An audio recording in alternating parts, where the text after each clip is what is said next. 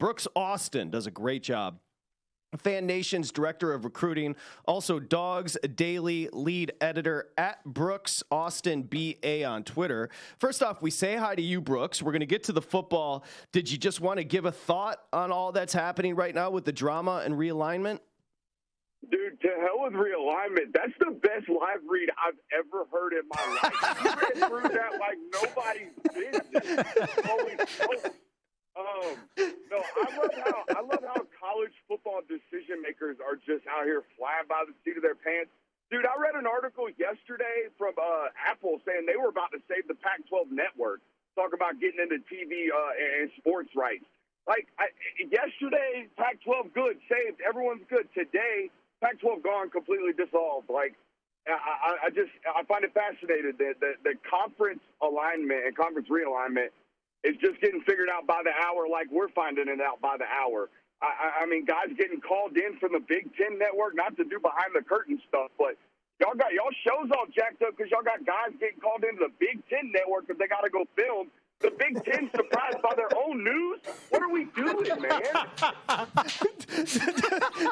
Dustin, where did you? Brooks is a superstar. First off, the picture is lit that we've got of him. He's got a tank top and some shades on, and he comes out the gate swinging. You love to see it. Brooks Austin joining us. Okay, we used to joke on our old show that you could put a fence around the state of Georgia and win some national championships. Well, Kirby is just having a run, dude. Like 2 straight, should be in the running, obviously, for a 3rd straight, favored in the market at plus 215 national championship. Let's start with an overview. We'll start with the quarterback position and just lay into it. Brooks, what do you got on Georgia? Yeah, I think it's pretty clear. They're not going to name a starter until Carson Beck runs out with the first team unit. And that'll. Okay, we'll get him back. We'll get a connection. The guy came out the gate better than anybody in our 4 months as a guest. Just hilarious. I love when somebody takes the initiative, has a personality, and entertains. And that's exactly what Brooks did. And then T-Mobile got us, or whoever he's using. Can we get a tower in Georgia? Can we get a tower? Hey, that's we got okay. We're back. Towers. We got plenty of towers. The problem is too much traffic. I'm sitting on 85 right now headed to a high school football game. No, you were talking about the starting quarterback. I think it's pretty clear it's going to be Carson Beck. You won't see that. You won't know that. You won't hear that until he literally runs out with the first team unit. That's kind of how Kirby does things. But the other way Kirby does things is he allows the old head to lose the job. If the guy's going to ultimately lose the job, he has to go out there and do it. You know, he has to play his way out of the opportunity because he rewards those who stick around and pay their dues. And that's exactly what Carson Beck's done in the first 3 years of his college career. Brooks, let's go to the other side of the ball. Georgia's been known for their defense for the last several years, particularly 2 years ago. Love Malachi Starks and Tyreek Smith back there. Also, when you look at Jamon Dumas-Johnson, I think he's going to be an absolute dude. Who else for you stands out in this Georgia defense? I don't want you to sit there and compare it to 2 years ago because that was, to me, probably the second best defense I've ever seen in my life. But they were elite. How good are they compared to last year, which had a plethora of talent?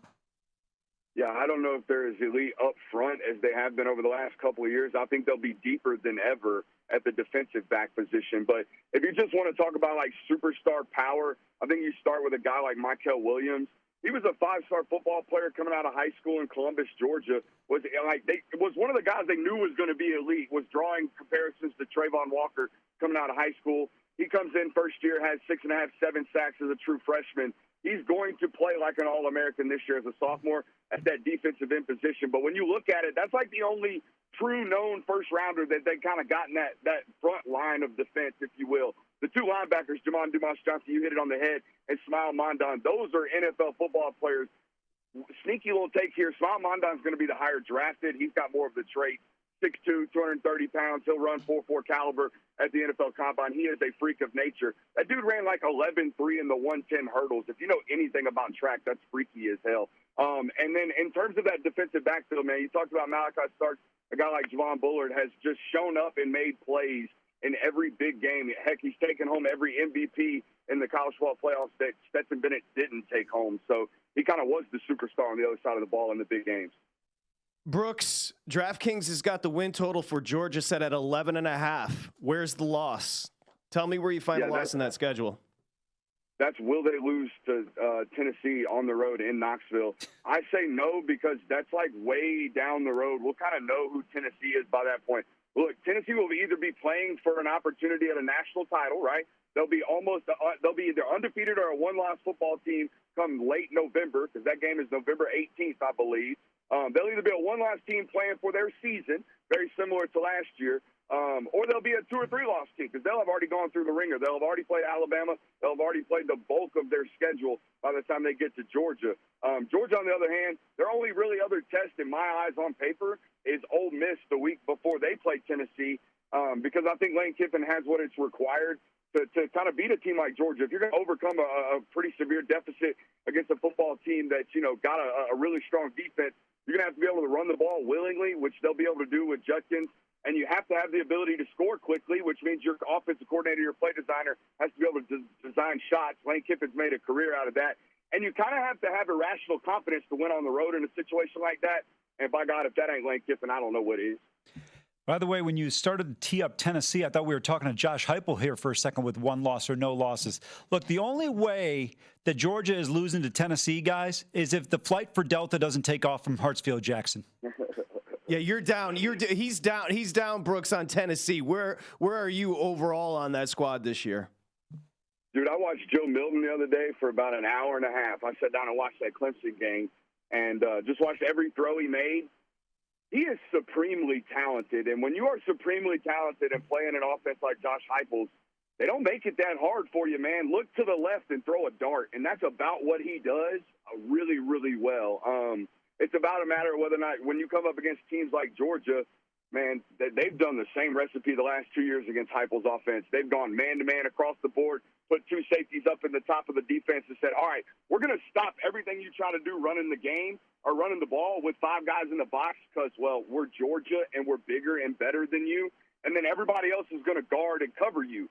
So now Tennessee's quarterback, Joe Milton, Hendon Hooker, whoever it was, for the first time all year, your timing is going to be disrupted. So what are you going to do when pockets start collapsing, spaces are a little tighter, and you're not just, hey, that guy's wide open now, throw it to him, we're playing fast.